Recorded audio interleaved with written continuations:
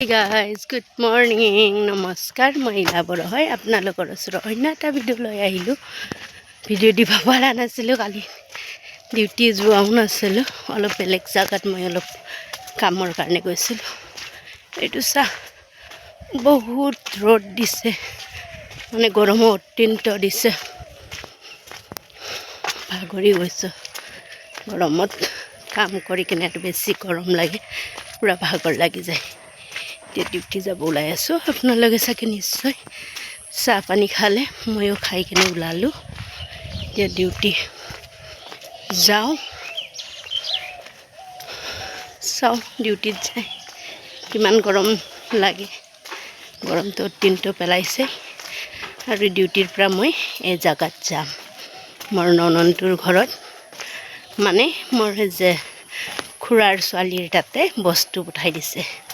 মোৰ হাজবেণ্ডৰ খুৰাৰ ছোৱালী তাতে, ইয়াতে ওচৰতে থাকে বৰবাৰীতে। মোৰ শাহু বুঢ়ীয়ে শীতল কিবা কিবি দি পঠাইছে বোলে। ডিউটিৰ পৰা অহাৰ পিছত সিহঁতৰ ঘৰত সোমাই বস্তুখিনি লৈ আহিম। মোৰ মানুহটো ঘৰৰ পৰা কি কি দি পঠাইছে আপোনালোকক দেখাম।